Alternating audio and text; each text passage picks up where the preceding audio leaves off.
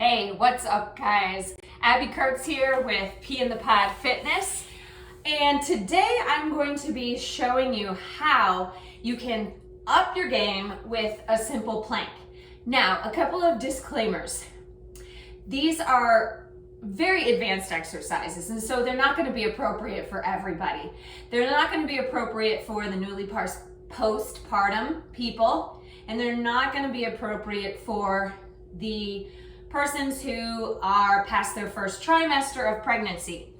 They are also not going to be appropriate if you have not developed adequate strength in a regular plank first. So what I mean is that you can hold a front plank with good form for at least 60 seconds before you come into trying these moves. So beyond that, let's give this a shot. So what you're gonna need is a resistance band that's a loop, and I would go with a relatively light resistance, a set of light hand weights, and then a set of heavier hand weights. So let's get started.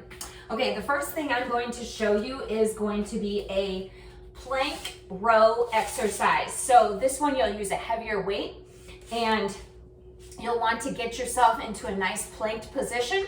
Your feet are going to be wider than if you were in a regular plank so that you can stabilize through your core while doing the movement.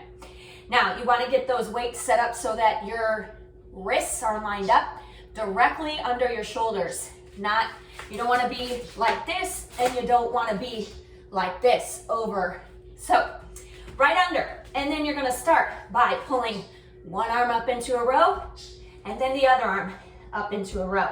And you're noticing that it's getting difficult for me to talk. You want to do this exercise without shifting through your center. So I like to tell my clients, pretend you have a glass of water on your back and you don't want it to spill, okay? So I'm gonna come down so I can give some form tips on that. You wanna be drawing your belly button towards your spine throughout. It's called a brace, a deep abdominal brace. So you're holding that deep abdominal brace while you are doing the row. Now, while you're rowing, you wanna be intentional with that movement. Think about pulling your shoulder blade in towards your spine of the arm that's doing the row. Then gently setting it back down, not slamming it back onto the ground. And then the same thing on the other side. So that is your plank row. Now, the next one we're gonna do to make things a little spicy is we're gonna use light weights, and we're going to do a plank with a rear fly.